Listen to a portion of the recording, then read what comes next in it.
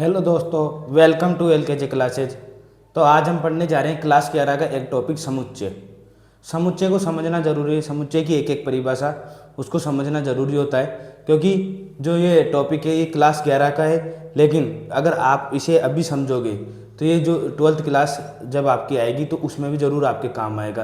क्योंकि अगर समुच्चय को समझोगे, जब इसकी अगली प्रश्नावली फलन की वो समझ में आएगी, और उसके बाद जब आप 12th में भी फलन चलेंगे, संबंध एवं फलन, तो वो भी आपको समझ में आएंगे। तो ये इसका जो बेस है, और समुच्चय को समझना जरूरी है। एक एक चीज़ अपन समझते हुए चलेंगे, तो ध्यान से समझना। और अगर आपको वीडियो अच्छी लगती हो तो वीडियो को लाइक कर दिया करो। चैनल पर नए हो तो सब्सक्राइब कर दिया करो। एक एक क्लास की एक एक जो बुक है वो मैं लाइन से चलाऊंगा। जैसे इसमें समुच्चय चालू किया है तो समुच्चय को खत्म करेंगे, फिर अगला चैप्टर चलाएंगे। इसी प्रकार मैंने 10वीं में सांख्यिकी चालू की है तो उसको खत्म करेंगे, फिर अगला चैप्टर चलाएंगे। आपको ऑनलाइन और ऑफलाइन दोनों बैच आपको मिलते रहेंगे। ऑनलाइन आपको फ्री ऑफ कॉस्ट पड़ेगा, जो आपको केवल इतनी सी फीस देनी है कि आपको यूट्यूब पर सब्सक्राइब कर देना है और बेल आइकन प्रेस कर देना है, और केवल वीडियो को लाइक कर देना। यही मेरी फीस होगी, ठीक है। और जो ऑफलाइन बैच है, यहाँ पे आओगे तो ऑफलाइन में आपको क्या है कि डिजिटल जो नोट्स है वो भी मिलेंगे, साथ ही साथ में नई गाइडेंस मिलेगी। और यहाँ पे तो मैं क्या है फटाऊँगा केवल और आप देखोगे। लेकिन ऑफलाइन में क्या होता है कि कोई चीज़ समझ में नहीं आ रही हो तो आप मुंह पे पूछ सकते हो। तो फेस टू फेस में जो संवेदना है वो ज़्यादा व्यक्त होती है, जो चीज़ें हैं वो ज़्यादा समझ में आती है। तो चलते हैं इस चैप्टर की तरफ। ये है समुच्चय। समुच्चय किसे कहते हैं, पहले बात करते हैं हम समुच्चय की, कि कहते किसे हैं समुच्चय। समुच्चय क्या होता है, क्यों इसे समुच्चय कहते हैं। सबसे जो मेन क्या काम रहता है, डायरेक्ट उठा के सवाल करवाना ये काम नहीं है। जो चैप्टर का नाम रहता है उसे समझाना ये सबसे मोस्ट काम है, ठीक है। तो मैं बताता हूँ समुच्चय क्या होता है। आपने कभी एक दैनिक जीवन का हम उदाहरण लेते हैं कि दैनिक जीवन का हम एक उदाहरण लेते हैं कि एक क्रिकेट की टीम, मेरे दोस्त मैंने एक क्रिकेट की टीम बना ली। तो उस क्रिकेट में कितने खिलाड़ी है, 11 खिलाड़ी। तो 11 क्या है, एक मतलब अपन उससे कैसे कह सकते हैं कि एक क्रिकेट के खिलाड़ी को, या ये ग्रुप है ना, जो क्रिकेट के खिलाड़ियों का ग्रुप है, तो उसे क्या कह देंगे हम, समुच्चय। जैसे कि एक उदाहरण देखते हैं, जैसे ताश की गड्डी। ताश की गड्डी में क्या होते हैं, 52 पत्ते होते हैं। तो 52 उसके क्या है, अवयव, और वो ताश की गड्डी क्या है, एक समुच्चय। जैसे देखते हैं हम इंडियन क्रिकेट टीम में, जो वुमेन क्रिकेट टीम है, उसकी जो 11 सदस्य हैं, तो वो क्या है, उसकी समुच्चय। तो अपन कहें कि इंडियन क्रिकेट टीम, अगर इंडियन क्रिकेट टीम में देखी जाए तो उसके जो सदस्य क्या है, उसके अवयव, और वो इंडियन क्रिकेट टीम क्या है, समुच्चय। ये एक प्रकार ऐसे होता है जैसे कि अगर एक डिब्बा बनाए, ठीक है, इसे क्या माने, एक डिब्बा। अब इस डिब्बे में मैं कुछ, ये तो रख दिया एक आम, ठीक है, ये रख दिया एक केला, ये रख दिया एक संतरा। इस प्रकार की मैं कुछ भी फ्रूट इसमें रख दूँ, कुछ भी फल इसमें रख दूँ, तो मैं क्या कहूँगा कि ये किसका डिब्बा है, फलों का डिब्बा है। तो ये फलों का डिब्बा क्या हो गया, इसका समुच्चय। और इसके अंदर जो फल है वो अलग अलग प्रकार के फल है, तो क्या हो गया, इसके अवयव। अब एक चीज मैं बता दूं, ये बना दिया मैंने एक गोला, ठीक है। अब इसमें कुछ 10 लड़के हैं, 10 लड़कों को बिठा दिया, ठीक है, ठीक है। तो मैं कहूँगा कि वो लड़कों का ग्रुप, तो उस लड़कों के ग्रुप को क्या कहेंगे हम, समुच्चय। या ये कह सकते हैं कितने अवयव हो गए इसमें, 10। तो इन लड़कों को क्या कहेंगे, अवयव, और जो इनका जो ग्रुप है उसको क्या कहेंगे, समुच्चय। इसी प्रकार इसे क्या कहेंगे कि फलों का थैला या फलों का डिब्बा, तो फलों का डिब्बा क्या हो गया, समुच्चय, और उसके अंदर जो फल है उसके क्या हुए, अवयव। तो अब तो आपको समझ में आ गया होगा कि समुच्चय क्या होता है। समुच्चय होता है ग्रुप, क्या होता है, एक ग्रुप। जो वो ग्रुप क्या काम करता है, वो ग्रुप काम करता है किसी भी चीज़ों को संयोजित करने के रूप में, और जो उसके अंदर होते हैं वो क्या होते हैं, उसके अवयव। जैसे कि अभी आपने कभी स्कूल में सुना होगा, जब बोलते हैं कि 10वीं क्लास, तो 10वीं क्लास क्या है, एक समुच्चय। लेकिन अगर 10वीं क्लास बोलते हैं तो जिसमें 10वीं में जितने भी बच्चे पढ़ रहे हैं वो सभी खड़े हो जाते हैं, और वो सभी खड़े हो जाते हैं तो वो उसके क्या है, अवयव। लेकिन 10वीं क्लास जो ये नाम रखा वो क्या है, एक समुच्चय, मतलब ग्रुप बन गया है उनका, और उस ग्रुप को क्या कहते हैं, समुच्चय।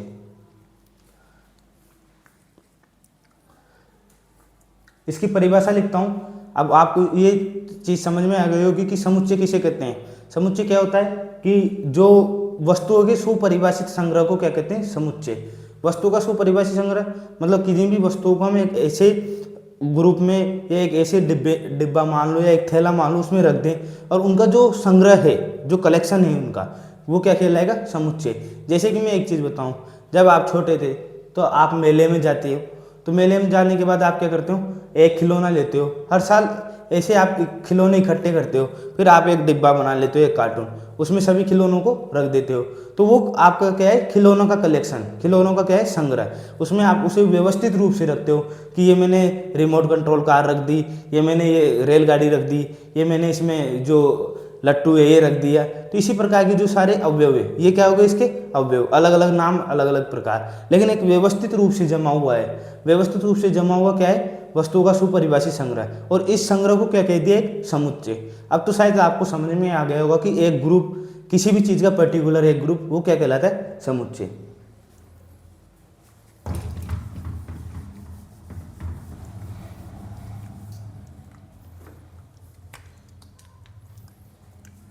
देखो,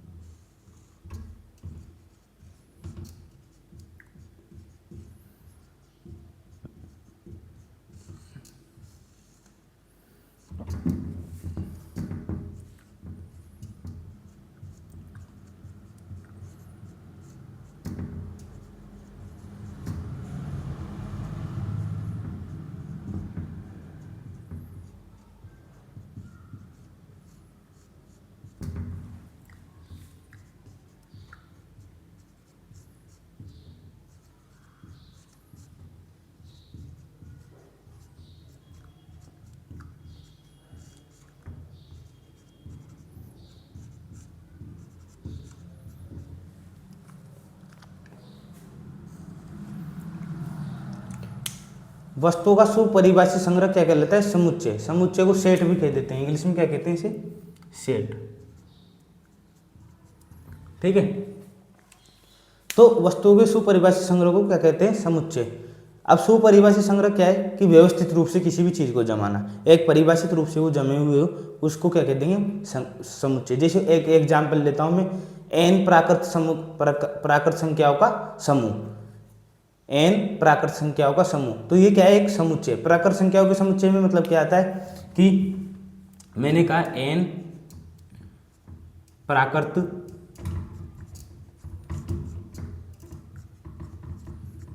संख्याओं का समूह,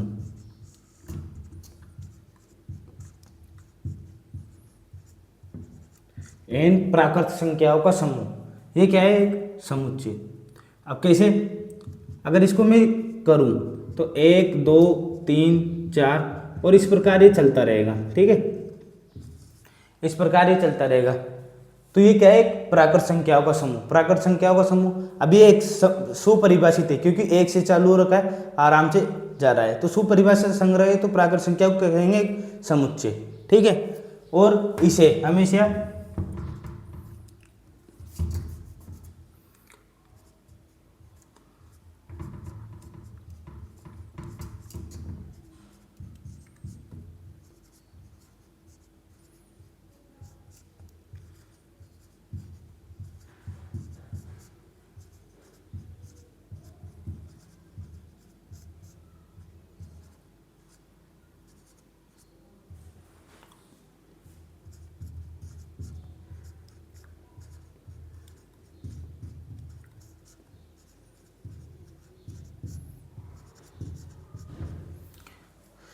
समुच्चय को किससे प्रदर्शित करते हैं? समुच्चय को हमेशा मझले कोष्टक से प्रदर्शित करते हैं। मझला कोष्टक मतलब ये वाला।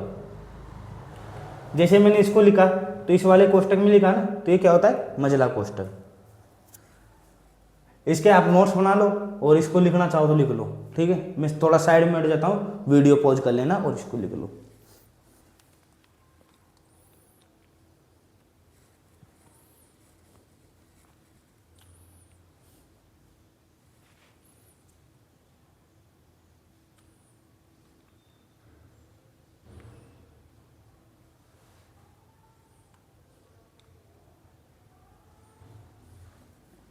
ठीक है, अब इसमें एक चीज समझनी रहती है, अवयव। क्या समझेंगे? अवयव।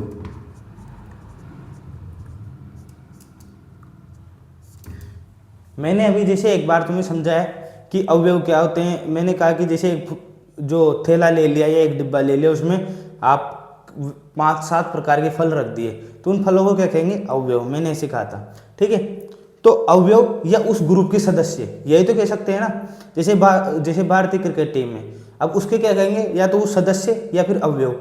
तो वो भारतीय क्रिकेट टीम में जितने भी सदस्य हैं उनको क्या कहेंगे? या तो उनको सदस्य कहेंगे या फिर क्या कहेंगे? अवयव। तो ये अवयव क्या होते हैं? समुच्चय के सदस्य। अब कौन से समुच्चय के सदस्य? जैसे मैं एक चीज बोलूं कि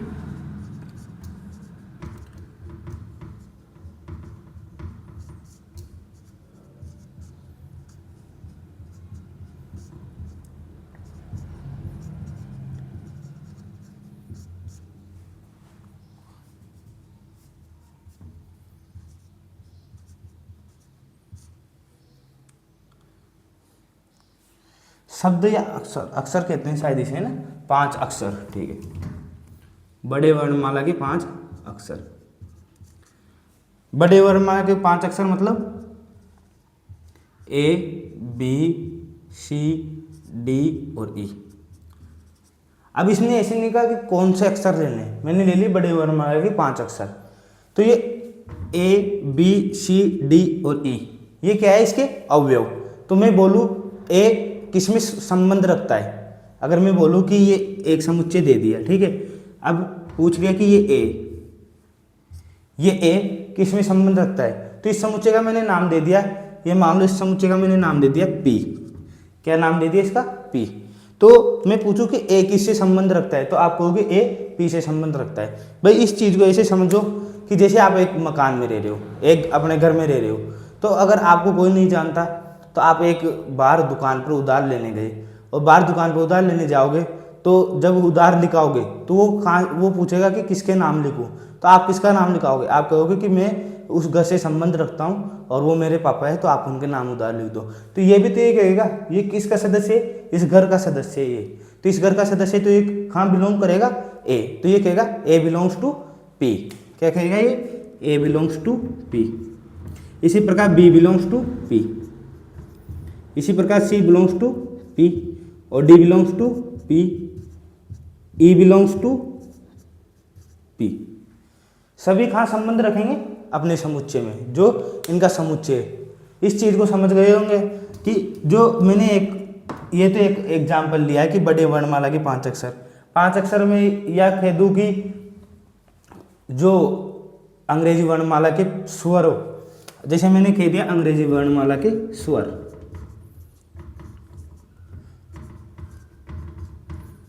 वर्णमाला के स्वर, ठीक है। अंग्रेजी वर्णमाला के स्वर, तो मैं लिख दूं अंग्रेजी वर्णमाला के स्वर, ए नाम दे दूं, जो समुच्चय है उसको क्या नाम दे दूं? ए, ठीक है।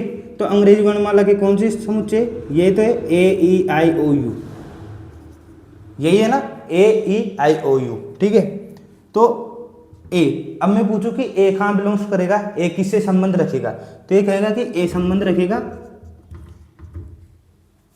इस समुच्चय से। समुच्चय का नाम ए है, तो ए कहाँ संबंध रखेगा? ए से। और इसी प्रकार जो ई है, ये कहाँ संबंध रखेगा? ए से। आई कहाँ संबंध रखेगा? ए से।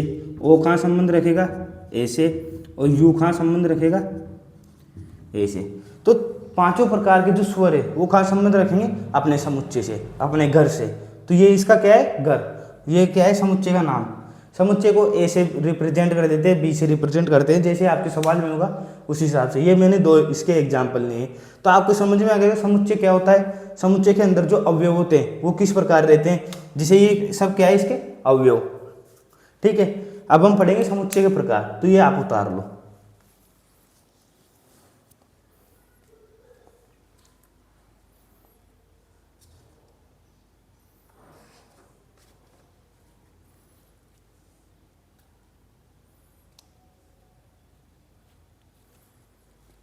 ठीक है, उतार लिया होगा।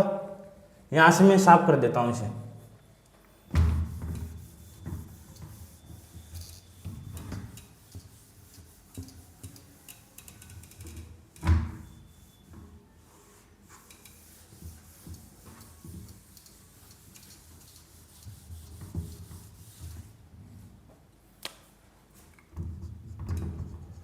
एक आता है इससे पहले समुच्चय का निरूपण। क्या आएगा? समुच्चय का निरूपण। जैसे समुच्चय का निरूपण दो रूप से होता है, एक तो संख्याओं के रूप से और एक होता है जो रोस्टर रूप होता है। इसका दो रूप होते हैं, एक तो रोस्टर रूप होता है और एक इसका जो समुच्चय को निरूपित करने के लिए जो निर्माण जो संख्याओं का रूप होता है। जैसे मैंने एक उदाहरण लिया, पहले तो इसके दो रूप लिख दो। निरूपण किस प्रकार से होता है? एक तो रोस्टर रूप, ठीक है, एक समुच्चय निर्माण।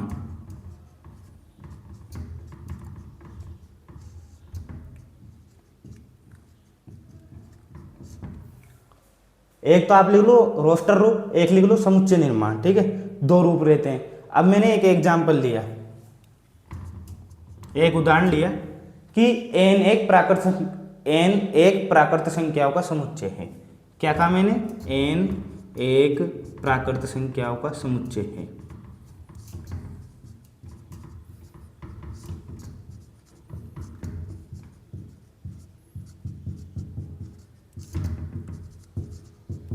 n क्या है? एक प्राकृत संख्याओं का समुच्चय। तो n बराबर क्या लिखेंगे अपन? n बराबर लिखेंगे 1 2 3 4 5 और इसी प्रकार ये इन्फिनाइट तक चलता रहेगा। तो ये तो क्या है? इसका जो हिंदी में लिखा हमारा है वो क्या है? इसका रोस्टर रूप। और जो अंकों में लिखा है ये क्या है? समुच्चय निर्माण रूप। अब इसी प्रकार एक उदाहरण और लेते हैं।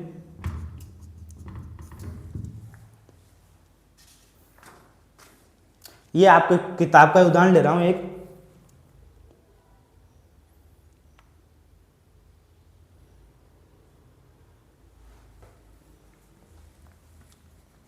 लेता हूं मैं एक उदाहरण। x एक 25 से छोटी 25 से छोटी पूर्ण वर्ग संख्या है। जो x मतलब x का मतलब है संख्या, जो समुच्चय के अवयव बनाएंगे ना उसको x से डिफाइन किया है कि x एक 25 से छोटी पूर्ण वर्ग संख्या है। तो 25 से छोटे पूर्ण वर्ग कौन कौन से? 1 4 9 16। तो 25 से छोटे पूर्ण वर्ग कौन कौन से? 1 4 9 16। तो ये क्या हो जाएंगे? समुच्चय बन गया। ये इस हिंदी की लाइन से हमने क्या किया? समुच्चय बना दिया। और अगर मैं ये दे दूं आपको केवल ये समुच्चय का निर्माण रूप दे दूं तो उससे आप रोस्टर रूप बना सकते हो। अगर आपके सामने संख्या दे दी तो आप ये भी कह सकते हो कि ये 1 से लेकर 4 तक के वर्गों की संख्या है, या फिर एक 25 से छोटी पूर्ण वर्ग संख्या है। ठीक है, इस प्रकार से आप इसका रोस्टर रूप भी बना सकते हो।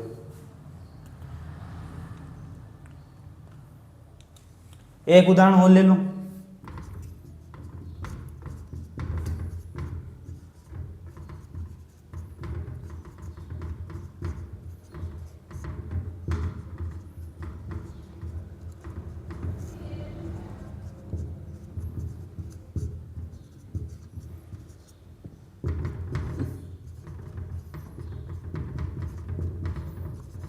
ये आ गया होगा समझ में। एक्स एक अंग्रेजी वर्णमाला के स्वर है, तो AEIOU ये क्या है? अंग्रेजी वर्णमाला के स्वर। तो ये चीज समझ में आ गई होगी कि रोस्टर रूप कौन सा होता है। तुम तो सीधा ध्यान रखो समुच्चय निर्माण रूप क्या होगा, जो तुम्हें इस कोष्टक के अंदर लिखा हुआ होगा ना, ये अंकों के रूप में या संख्याओं के रूप में, या फिर जो हिंदी में लिखा होगा, हिंदी में लिखा होगा ये। ठीक है, तो ये क्या है? रोस्टर निर्माण रूप। इस प्रकार समुच्चय को दो हिसाब से निरूपित किया जाता है। ठीक है, अब इसके आगे चलते हैं, ये उतार लो आप।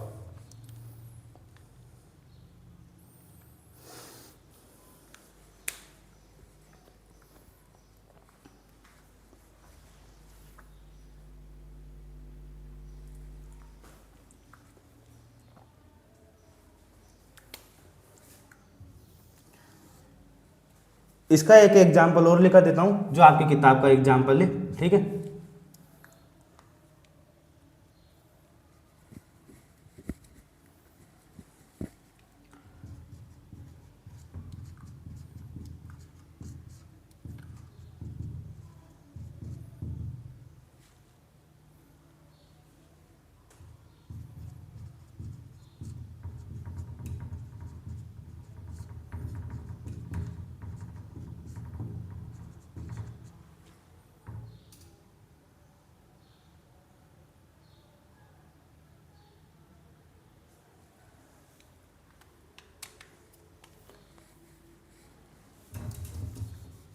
ये थोड़ा सा गलत उत्तराम आ गया, एक सेकंड। एक धन पूर्णांक है,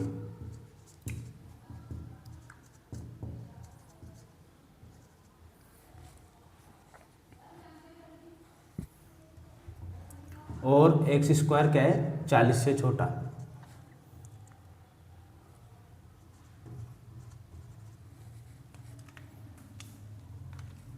ये पूछ रहा है कि समुच्चय ए, क्या नाम दे दिया इसको, अब समुच्चय इसने नाम दे दिया समुच्चय को क्या, ए, जो क्या है एक्स एक ऐसा धन पूर्णांक है जो 40 से छोटा हो, जो उनके वर्ग करेंगे ना, जो एक्स स्क्वायर करेंगे उसका क्या है 40 से छोटा। अब कौन कौन से वर्ग 40 से छोटे हैं धन पूर्णांक में, जैसे कि एक का वर्ग करेंगे, एक का वर्ग क्या है 40 से छोटा, दो का 40 से छोटा, तीन का 40 से छोटा, चार का, पाँच का और छः का। जब इन छः, जो ये छः पूर्णांक संख्या है जो धन पूर्णांक है, ये छः क्या है, छः के छः धन पूर्णांक है, और इन जब इनका वर्ग करेंगे तो ये किससे छोटे आ जाएंगे, 40 से छोटे। तो ये इसका जो रोस्टर रूप है इसका क्या बना दिया हमने, समुच्चय। ठीक है, इसके बाद एक एग्जाम्पल और देख,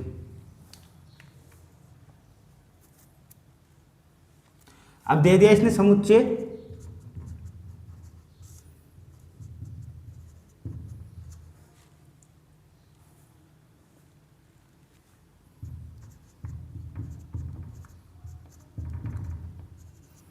ये समुच्चय दे दिया, समुच्चय ए बराबर 1 4 9 16 25 इस प्रकार आगे चलता जाएगा। ये किसका रूप है, ये इसका क्या बनाना है, रोस्टर रूप, मतलब इसकी क्या बनानी है, हिंदी। तो आप देखो अब इसको आगे हल करते हैं। अगर हल करने पे देखो ए बराबर कुछ दिख रहा है आपको, ए बराबर क्या होगा, 1 का स्क्वायर, 2 का स्क्वायर, 3 का स्क्वायर, 4 का स्क्वायर, 5 का स्क्वायर, जो बन रहा है वो दिख रहा है ना। ए का क्या है, 1 का स्क्वायर, 2 का स्क्वायर, 3 का स्क्वायर, 4 का स्क्वायर, 5 का स्क्वायर, इसी प्रकार आगे चलता जाएगा। अब ये ए जो ये 1 2 3 4 और 5, जो ये 1 2 3 4 और 5, ये कौन सी संख्या है, ये प्राकृत संख्या है। तो हम लिख सकते हैं कि ए, समुच्चय ए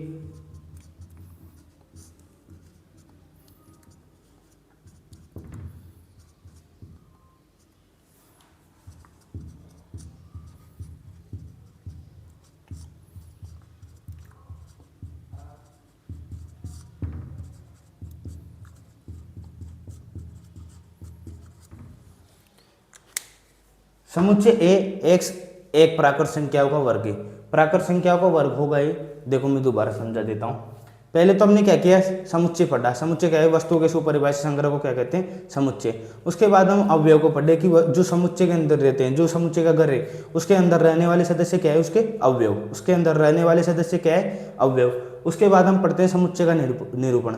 दो प्रकार से समुच्चय का निरूपण किया जाता है, एक तो रोस्टर रूप होता है और एक होता है समुच्चय निरूपण रूप। जब रोस्टर रूप की बात करें तो रोस्टर रूप क्या होता है, रोस्टर रूप रहता है एन, जो प्राकृत संख्याओं का वर्ग है, जो हिंदी लिखी होती है ना वो क्या है, रोस्टर रूप। अब इसमें दे देता है आपको, अगर हिंदी दे दी तो आपसे पूछेगा क्या, जो समुच्चय निर्माण रूप, और समुच्चय निर्माण रूप दे दिया तो क्या पूछेगा आपसे, रोस्टर रूप। यहाँ पे मैंने दोनों उदाहरण लिए, एक में क्या पूछा, समुच्चय निर्माण रूप, तो समुच्चय निर्माण रूप हमने बता दिया कि एक धन पूर्णांक। धन पूर्णांक का मतलब तुम भी समझते हो, पूर्णांक होते हैं जो जीरो से इधर की साइड होते हैं, +1 +2 +3 +4 +6 +5 इस प्रकार के, और इधर माइनस के होते हैं। तो धन पूर्णांक पूछ रहे तो जो धनात्मक पूर्णांक है उसकी बात करेंगे, ऋणात्मक की नहीं करेंगे। ठीक है, जो उनका स्क्वायर करने पे वो 40 से छोटे आ जाए, तो 6 ही ऐसे धन पूर्णांक है जिनका स्क्वायर करने पे वो क्या है, 40 से छोटे। तो हमने ये 6 धन पूर्णांकों का समुच्चय बना दिया। उसके बाद दूसरे सवाल की बात करते हैं। दूसरा सवाल क्या कह रहा है, इसमें 1 4 9 16 25 ... इस प्रकार का समुच्चय दे दिया, इसका क्या करना है, रोस्टर रूप बनाना है। अब रोस्टर रूप में आप देखो कि 1 4 9 16 25 क्या है, ये एक, अगर सीधी सी कॉमन बात निकाले क्या है, ये किसी के वर्ग लग रहे हैं, तो किसी के वर्ग लग रहे हैं, तो किसके वर्ग है, 1 2 3 4 5 के। इस प्रकार मैंने बताया कि ये किसके वर्ग है, 1 2 3 4 5।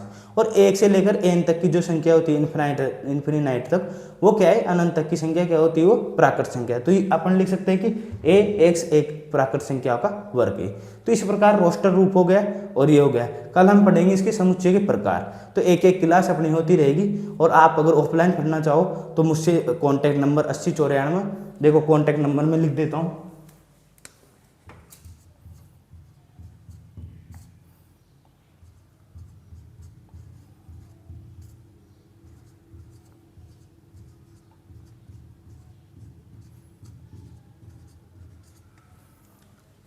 80 94 61 76 ये मेरे कॉन्टैक्ट नंबर है। आप मुझसे डायरेक्ट कांटेक्ट कर सकते हो और ऑफलाइन बैच के लिए पूछ सकते हो कि कब से क्लास चल रही है, कितने बजे क्लास चल रही है। कुछ बच्चे आ रहे हैं तो मैं उनको पढ़ा रहा हूँ, आप भी उनके साथ जुड़े और अपने बेसिक को क्लियर करें। समुच्चय का एक एक टॉपिक समझ में आना जरूरी है, क्योंकि इसका जो अगला जो चैप्टर है वो फलन का है, तो फलन समझ में आएगा। जब आप 12th में जाओगे तो संबंध एवं फलन वहाँ एक टॉपिक चलता है, वो समझ में आएगा। इसी प्रकार हम आगे चलते रहेंगे। इसमें 11th क्लास में बहुत सारे टॉपिक है मैथ के, उनको एक एक को कवर करते रहेंगे।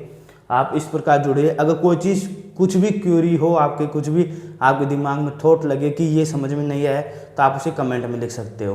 तो आज के लिए इतना ही। आपको जो ये वीडियो है वो पसंद आए तो लाइक ज़रूर कर देना और चैनल को सपोर्ट करो, चैनल को सब्सक्राइब करते रहो, ताकि और भी अच्छी अच्छी वीडियो आपको एजुकेशन के लिए आती रहे। ठीक है, धन्यवाद आज का ये वीडियो देखने के लिए। Thanks for